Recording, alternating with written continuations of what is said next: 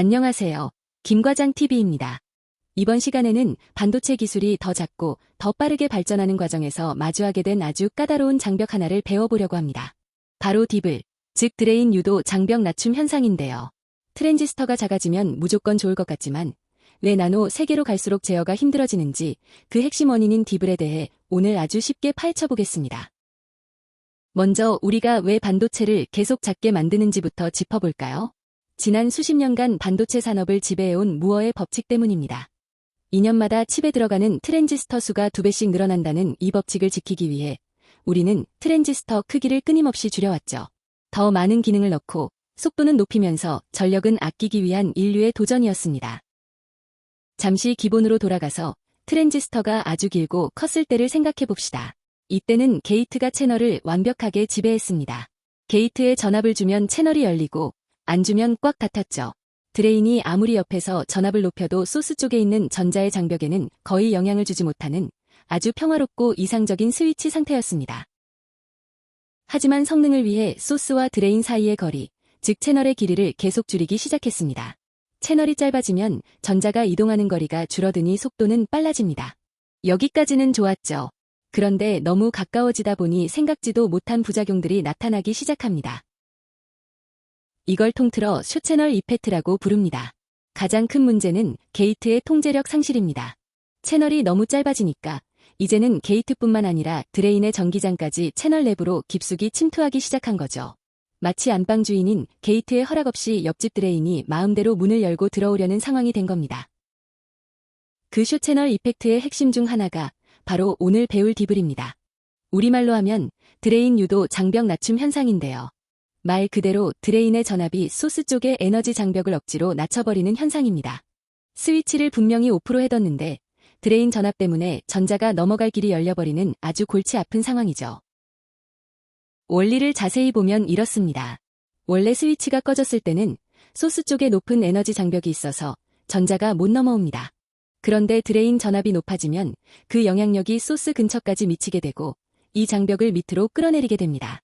게이트가 문을 닫고 있어도 드레인이 담벼락 높이를 낮춰버리니까 전자가 쉽게 월담을 하게 되는 것이죠. 이걸 에너지 밴드 그래프로 보면 더 명확합니다. 드레인 전압이 낮을 때는 장벽이 높게 유지되지만 드레인 전압이 커질수록 소스 쪽 장벽이 쑥 내려가는 걸 볼 수 있습니다. 이 차이가 바로 디블의 크기입니다. 장벽이 낮아진 만큼 전자는 더 많이, 더 쉽게 채널로 흘러 들어가게 됩니다. 이 현상은 크게 세 가지 나쁜 결과를 가져옵니다. 첫째는 문턱 전압의 변동입니다. 원래 정해진 전압에서 켜져야 하는 스위치가 드레인 전압에 따라 예상보다 낮은 전압에서 미리 켜져버립니다. 설계자가 의도한 대로 동작하지 않으니 회로의 안정성이 크게 떨어지게 되죠. 둘째는 가장 심각한 누설 전류 문제입니다. 스위치를 껐는데도 미세하게 전류가 계속 흐릅니다.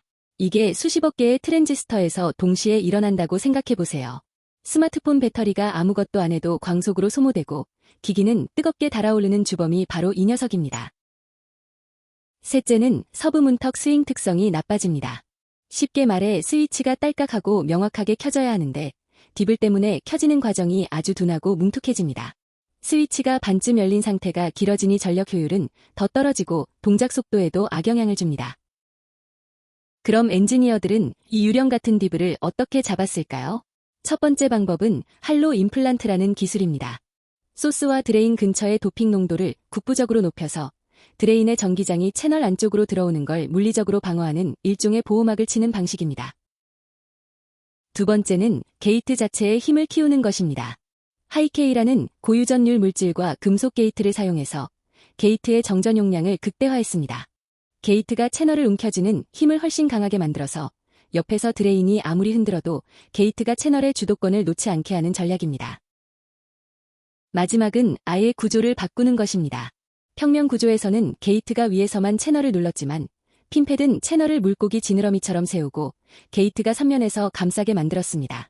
입체적으로 채널을 꽉 잡고 있으니 드레인이 끼어들 틈이 거의 없어졌고 덕분에 디블을 획기적으로 줄일 수 있었습니다. 정리해 보겠습니다. 디블은 반도체 미세화 과정에서 피할 수 없는 장벽이었지만 인류는 소재를 바꾸고 구조를 혁신하며 이 한계를 넘어왔습니다. 더 작고 효율적인 AI 칩과 차세대 소자들의 발전 이면에는 이런 보이지 않는 누설 전류와의 치열한 싸움이 있었다는 점을 기억해주세요. 오늘 강의가 도움되셨다면 구독과 좋아요 부탁드립니다. 시청해주셔서 감사합니다. 지금까지 김과장TV였습니다.